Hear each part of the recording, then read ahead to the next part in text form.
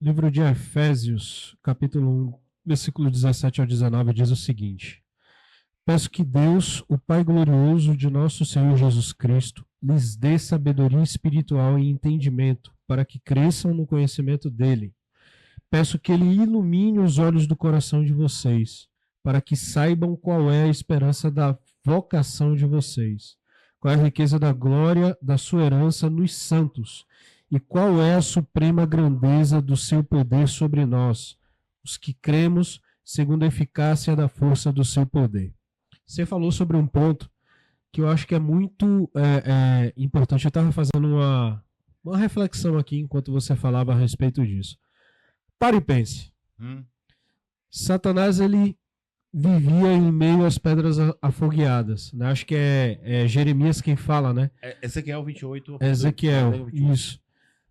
Ele dá a descrição completa de quem era Lúcifer antes de ser Satanás. Exato. Né? E depois ele vem também e faz alguns outros contrapontos. Também fala de Cristo, enfim.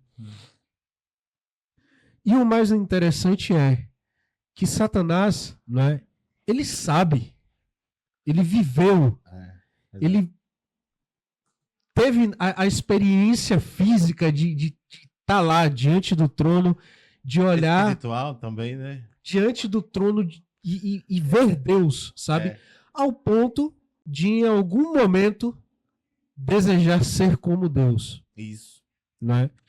Então, se o cara desejou ser como Deus, é porque a coisa é muito boa. É muito boa.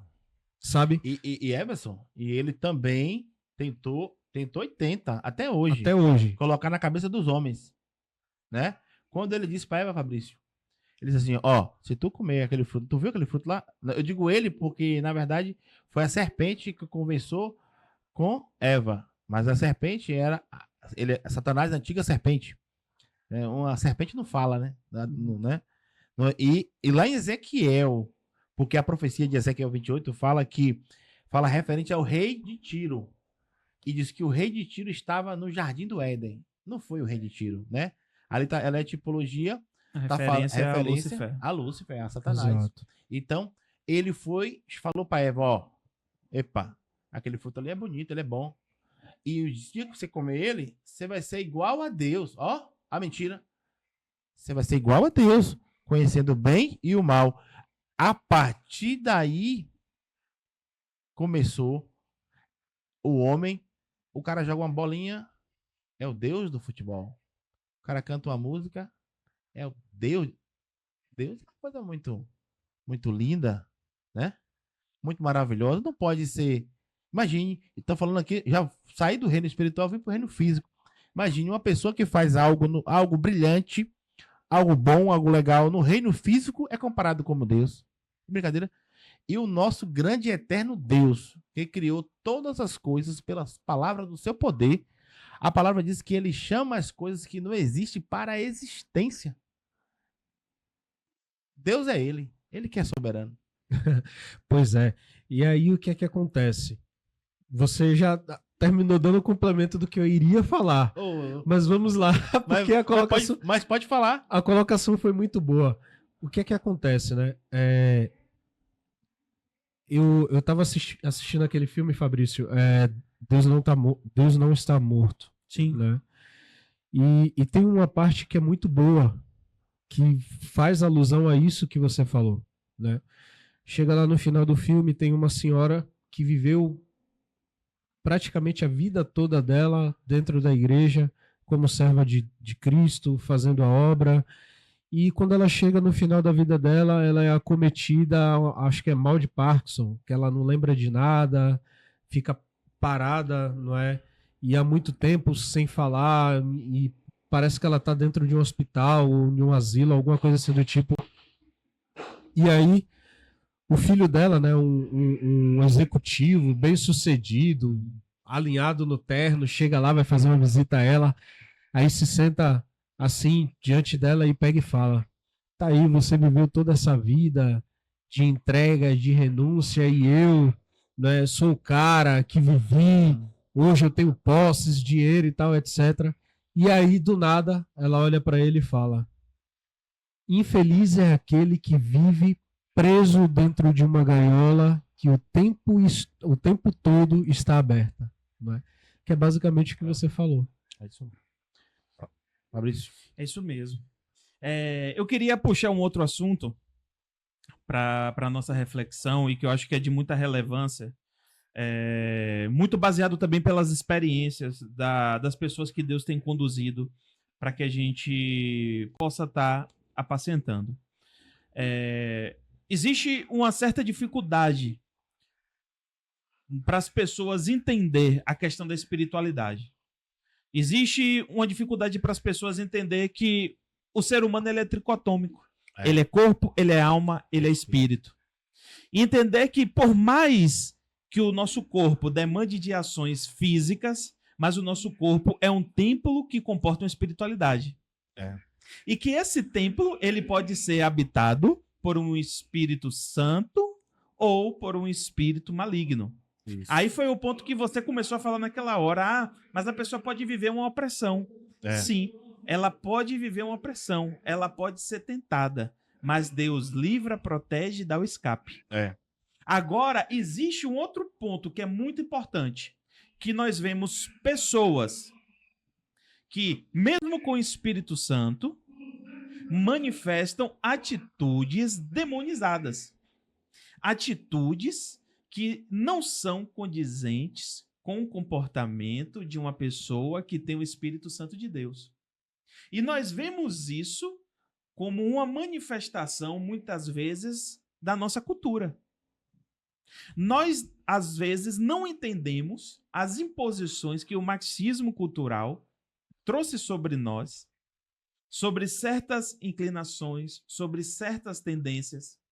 Não entendemos o funcionamento da psique. Aí eu já estou saindo do corpo e falando da alma. Então, o psique humano, né? A estrutura do psique humano pela psicanálise, ele vai falar sobre o id, ego e superego. E ele vai falar também sobre a teoria do consciente. De tudo aquilo que a gente vai captando inconscientemente. Então, hoje nós temos uma ferramenta como essa, que é o smartphone, que está o tempo todo com conceitos, filosofias, sofismas, trazendo informação para a gente e trabalhando no nosso inconsciente. É aquela coisa assim, ó. Só um ponto, Fabrício, rapidinho. Deixa eu só fechar esse raciocínio. Uma coisa que a gente tem assim, ó. Por exemplo, quando criança, às vezes a gente tem um tratamento dos pais que diz assim: quando chegar em casa, a gente conversa. A criança, quando ouve isso, ela vai achar que é o quê? Isso que é coisa boa? Vai ter um acerto de contas. Aí eu chego pra Murilo e falo assim: Murilo, tem um negócio pra conversar com você, é sério, não pode ser aqui não. Você vai imaginar que é uma coisa boa ou uma coisa ruim? Por conta... Vai caminhar por uma coisa ruim. Você vai dizer assim: pô, se fosse uma coisa boa, notícia boa ele me dava na hora. Mas às vezes não era o momento. O que é que eu quero dizer com isso? Que a influência da nossa formação cultural, né, vai lançando para o nosso consciente e vai criando padrões de funcionamento. Exato. Então, o que é que a gente precisa entender? Primeiro ponto, eu tenho que ser santo. Meu corpo é templo do Espírito, tem que ser santo. Segundo, eu tenho uma alma. Essa alma são emoções, são sentimentos. E hoje, antes da psicanálise, a gente tinha um aspecto muito grande voltado para as questões filosóficas, escolas filosóficas. Hoje, com o conhecimento da psicanálise, a gente entende o que é que às vezes está por detrás da filosofia e o quanto isso pode influenciar a gente. Isso. Então, eu posso ser uma pessoa de Deus, eu posso ter o Espírito Santo, meu templo está de acordo, mas a minha característica cultural, aquilo que eu alimento a minha mente, a minha forma de pensar, o meu posicionamento, aquilo que está gravado no meu inconsciente, que vai estar muito relacionado com as minhas reações do dia a dia, pode me fazer com que eu sofra essa influência demoníaca e eu passe a manifestar essas atitudes demonizadas. A atitude demoníaca é quando o cara está possesso, influenciado por uma seta, por uma entidade demoníaca. Mas a atitude demonizada, às vezes, eu tenho o Espírito Santo, mas por conta dos aspectos culturais, eu acabo me importando e tendo uma visão completamente controversa. Eu preciso cuidar do corpo, da alma, e nós precisamos entender quais são as ferramentas espirituais. É verdade. Eu tenho diálogo com pessoas, Everson, que são de outras religiões. São religiões de cunho espírita, de religiões de matrizes africanas. E quando eu sento para conversar com essas pessoas, o nível de entendimento sobre o reino espiritual deles supera a maioria dos cristãos. Sim. As pessoas que às vezes não têm o conhecimento da palavra, ela foi ensinada lá por um conceito kardecista, ela foi ensinada lá por bases de religiões de matrizes africanas, elas acreditam mais nas entidades, elas acreditam mais que existe uma espiritualidade maior, às vezes, da gente que está na igreja. Que, às vezes, colocamos Satanás onde ele não está e não enxergamos, às vezes, onde ele realmente está. Às vezes, enxerga o elefante, né? Às vezes enxerga um ratinho, é o contrário, né? Às vezes enxerga o ratinho que está ali, mas esconde o elefante. Então, é muito importante a gente entender isso e a gente ensinar isso nas igrejas, de que nós somos corpo, nós somos almas e somos espírito. E se a gente der legalidade, se a gente der brecha, mesmo eu estando dentro da igreja, o inimigo pode habitar e me influenciar nas minhas ações, na minha postura, no meu agir. É verdade. Então a gente precisa ter essa percepção, a gente precisa ter esse discernimento. Uma coisa bem simples que volta e meia a gente, né, às vezes consegue ver. Uma coisa muito simples. Chega uma pessoa no templo e pede algo eu já vi, algo para comer, para comer. Já vi em alguns lugares, já vi. A pessoa chega, pede algo para comer, aí a pessoa chega assim, vamos orar por ele. Vamos orar? Não. A postura correta de quem tem o Espírito Santo de Deus é o quê? Primeiro, Tiago fala o quê? A gente vai mostrar nossa fé. Apóstolo Tiago, vamos mostrar nossa fé pelas nossas obras. Mas não é as obras que vão nos salvar. Não. Nós somos salvos, por isso praticamos boas obras. Ele diz, primeiro dá o que a pessoa precisa.